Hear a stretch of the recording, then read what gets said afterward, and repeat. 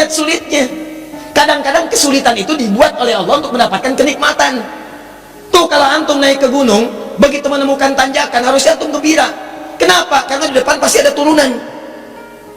Jadi kalau orang paham dengan fikih di surat Al-Kahf ini, ketika Anda dihadapkan pada ujian, Anda nggak usah nangis berlebihan. Jangan takut, karena kadang-kadang ujian itu diturunkan untuk memberikan rahmat yang lebih luas bagi antum. Antum tuh dibuat kuat dulu, bikin nangis supaya ke depan nggak keluar lagi air mata. Kebal antum dengan semua ujian yang ada. Itu cara memahaminya. Ini nggak usah berkeluh kesah. Baru turun ujian yang kecil udah bikin status. Ya, kamu kenapa sih, kata suami. Istrinya pasang status. Ternyata dia tidak seperti yang aku kira. Pahit. Terus yang paling nggak enak ditungguin tuh ada komen nggak ya? Kenapa Jeng? Nggak nyangka ya, nyangka. Jadi buat status tidak menyelesaikan masalah. Ya, tidak menyelesaikan masalah tapi nambah persoalan. Jelas ya? Maka bagian pertama, kalau antum diuji dengan persoalan, boleh jadi jangan persoalannya yang dilihat, itu cara Allah untuk memberikan rahmat kepada antum. Sebab kalau nggak diberikan persoalan itu, rahmat nggak akan turun. Pemuda itu kalau nggak dapat tadi itu kejar-kejaran sampai ke gua, mana mungkin turun rahmat Allah 309 tahun. Ikuti itu. Ya, saya tidak ingin mencontohkan pribadi karena mungkin disangka nanti sesuatu yang tidak baik, tapi banyak orang mempraktekkan demikian dan itu berhasil. Coba lihat, antum kenal Buya Hamka? Kenal.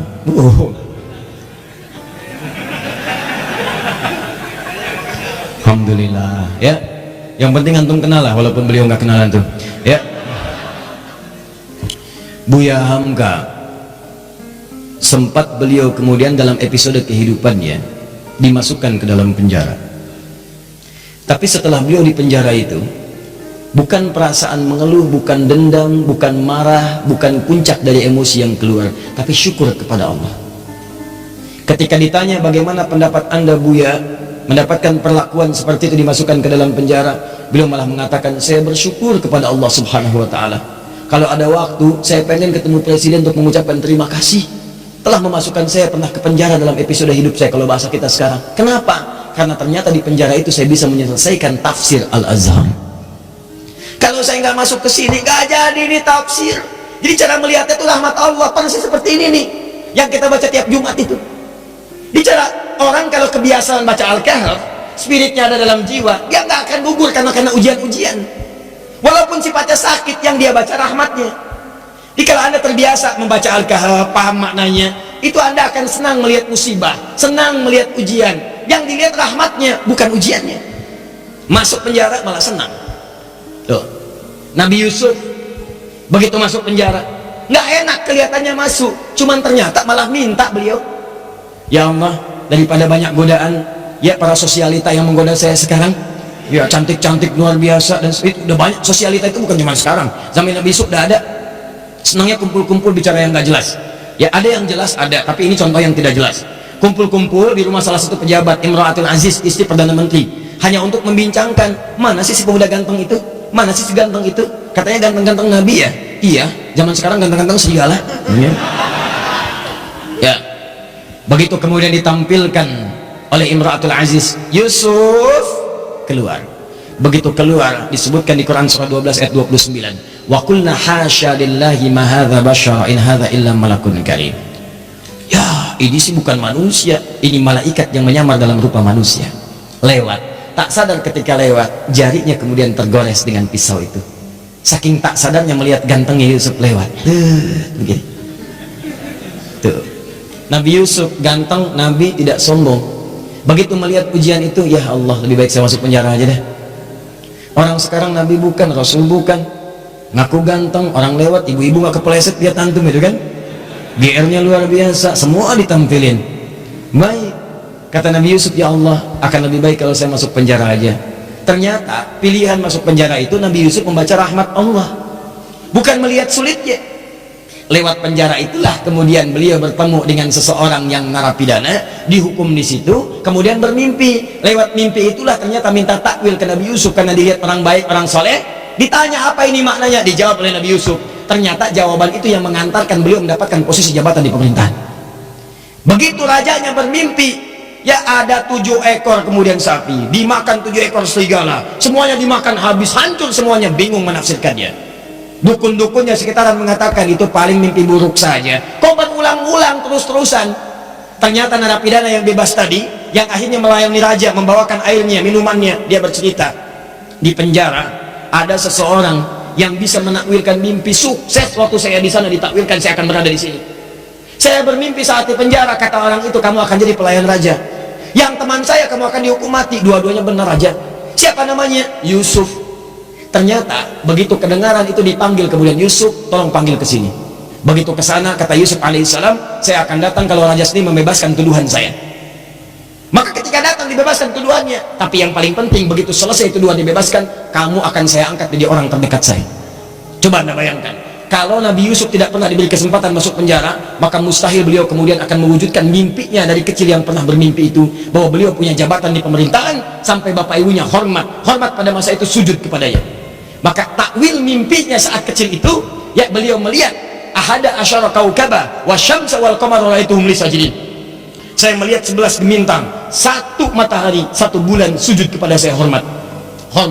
Ternyata begitu diangkat jadi bendahara yang sangat hebat, punya kedudukan, bapak ibunya diundang dari Mesir, datang dari Kanaan Palestina ke Mesir. Begitu datang, apa yang terjadi? Mereka langsung hormat kepada Yusuf alaihissalam sebagai bagian dari rakyat, hormat kepada penguasanya. Coba kalau nggak pernah masuk penjara, nggak mungkin terjadi begitu. Tuh antum tuh jangan lihat senangnya aja, kalau nggak ada sulit yang akan datang kesenangan. Rahmat itu rahmat. Jadi pertama cara bacanya, syukuri setiap nikmat Allah. Kalau bertambah syukuri, kalau ada ujian bersabar. Doanya ini. Jelas? 1 tetesan rahmat Allah paling minimal 309 tahun. Jika diberikan lebih, maka berapa yang antum nantikan? Bisa melewati alam-alam selanjutnya. Nanti saya berikan rahasia ya. Ada yang kalau antum amalkan, itu 3 alam dijamin. Dunia diberikan, alam kubur dilimpahkan, di akhirat antum saking gembiranya sampai lompat-lompat. Tuh, betul sekali. Betul. Ya itu. Ya. Paham? Apa itu? Nanti belakangan. Sekarang bagian terakhir. Ini sudah menyakiti fisik nih. Domain fisik. Yang tadi masih ancaman, dikejar-kejar, masih bisa ngindar. Kalau yang ini fisiknya udah dipegang, diancam. Bahkan luar biasa, udah mengalami kontak fisik. Kejadian ini kontak fisiknya dilemparkan ke laut, dimakan ikan paus. Masuk tuh. Saya mau tanya pada antum, kalau masuk ke perut ikan paus, sempit atau luas?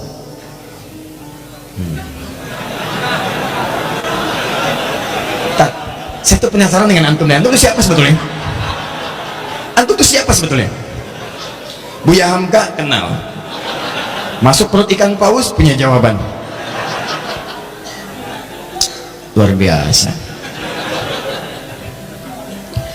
Ini gelas aja dengar jawaban antum sampai keringetan tuh. Masuk perut ikan paus, nggak akan pernah ada yang jawab luas. Yang terbayang pasti sempit, walaupun Anda belum pernah masuk ke dalamnya. Masuk ke perut ikan paus, terang atau gelap? Tuh, gelap. Sudah pernah masuk, Bu? Belum, Ustadz. Tapi kita bisa bayangkan.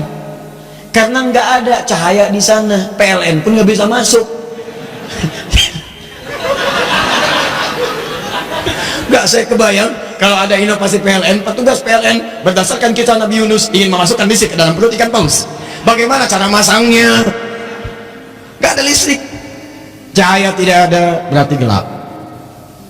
Dalam bahasa Arab, gelap itu sesuatu yang zulma. Zulama yazlimu zulman, gelap. Minat zulumati ilan, sempit, padat. Teman-teman, ada yang kemudian dianiaya, itu Nabi lagi, Nabi Dzannun, Nabi Yunus alaihissalam, diusir oleh umatnya, masuk ke perkampungan, naik ke atas kapal, di situ bahkan diundi, ternyata beliau harus dilemparkan di kapal keberatan nih, zalim, ambil aja orang itu, undi dia orangnya, lemparkan. Begitu dilempar ke dalam perut ikan paus, ya dilempar ke lautan, ditangkap ikan paus. Oh hebat ikan paus, dan nungguin, tangkap, masuk. Apa yang terjadi? Gelap, sempit, sesak, capek luar biasa. Tapi yang ingin saya sampaikan adalah, perhatikan baik-baik. Wa dzannuni, Quran surah ke-21 ayat 87 sampai 88. Saya tuliskan. wa dhannuni idh dhahaba mughadiban fadhanna an lan naqdir alayhi fanada fi dhulumati, gelap, ya alla ilaha illa anta subhanaka inni kuntu minadh zalimin. Sebelum kisah ini dimulai, saya akan ajak Anda ke ayat sebelumnya, yaitu 84, 85, 86 nya, khususnya 85 dan 86. Ketika di 85 Allah menyebutkan wa Ismaila, kemudian ada Idris, ada Dzulkifli, disebutkan mereka termasuk kalangan orang-orang yang baik. Di ayat ke-86 nya wa adkhalnahum fi rahmatina, mereka itu Ismail alaihissalam, Idris alaihissalam, Dzulkifli alaihissalam. Kata Allah, golongan-golongan yang kami berikan rahmat kami kepada mereka. Rahmat diberikan. Dan menariknya ketika menyelesaikan ayat 86 ini, masuk ke 87 pakai wawu, wa dhannuni, wawunya wawu ataf. Saya ajarin ilmu nahwu sebentar ya. Di ilmu nahwu itu begini, kalau ada kalimat kemudian pakai wawu, maka hukum kalimat setelah wawu ini diikutkan pada sebelumnya. Ya, misal saya contohkan begini, Zahaba Kevin wa Stephen wa Edward ilal masjid. Ya, kita ganti namanya sedikit supaya agak sedikit milenial. Kevin, Stephen dan Edward pergi ke masjid. Ya, mereka berangkat ke masjid, muslim, ya, masuk Islam, kemudian sholat, berangkat ke masjid. Kevin, Stephen, Edward. Ada satu orang lagi yang belum disebutkan, belakangan disebutkan, wa Asep misalnya. Kenapa ketawa? Ya, sekarang kan nama-nama tertentu membuat bahkan pendekatannya agak beda. Ya, dalam bahasa Arab itu tukhalif tu'raf. Kalau kalian pengen dikenal atau pengen dapat sesuatu, ada cara yang kedua selain berbuat kreasi yang bagus, yaitu sedikit nyeleneh. Maka mulai kemudian nama di beda-bedakan. Ya, Asep Golok, Edi Samurai, gitu kan, Atta Halilintar, ya, dan sebagainya, itu macam-macam lah. Ya. Nah, misal Zahaba Kevin wa Stephen wa Edward wa Asep. Ya. Nah, ini ilal masjid, disebutkan ke sini ilal masjid wa Asep. Maka Asep di sini itu sama-sama pergi ke masjid bersama tiga orang ini. Diikutkan hukumnya. Di ayat 86 wa Ismaila, kemudian ada Idris, ada Dzulkifli. Di ayat 86-nya, 85 disebutkan orang-orangnya, 86-nya wa adkhalnahum fi rahmatina. Orang-orang yang kami sebutkan tadi kami berikan rahmat Allah. Kami masukkan mereka dalam rahmat kami. Rahmatina, tiba-tiba ayat 87-nya wa dhannuni pakai wawu. Wa, dan di antara mereka juga ada yang lain selain yang mereka dapatkan ini. Selain Ismail, selain Idris, selain Dzulkifli alaihissalam yang mendapat rahmat kami, ada nabi berikutnya yang ingin kami kisahkan. Siapa itu? Dhannun. Dhannun juga mendapatkan rahmat kami. Begitu cara memahami. Di ayat 87 ini jangan pisahkan di ayat 86. Ada orang-orang yang pernah mendapatkan rahmat kami, ini orang-orangnya. Selain mereka ada lagi. Siapa itu? Wa dhannuni. Demikian juga dengan Dhannun, Nabi Yunus alaihissalam. Beliau pun pernah mendapatkan rahmat Allah. Kapan rahmat itu diberikan? Dalam situasi yang sangat sulit. Idzahaba mughadiba, ketika beliau kemudian merasa tidak senang dengan perlakuan kaumnya, dizolimi, dilemparkan ke perut ikan paus, sulit luar biasa. Saya tanya pada antum, nih ya, tolong jawab dengan penuh kejujuran. Dengan jujur antum jawab. Maaf sekali, kalau antum berada di perut ikan paus, kira-kira masih ada peluang nggak oleh manusia untuk diselamatkan? Tuh, nangis tuh kan, karena tahu nggak mungkin. Tadi kan begitu saya sebutkan rahmat, ya, begitu kita tanyakan ada peluang nggak, bayi aja tahu tuh. Ya.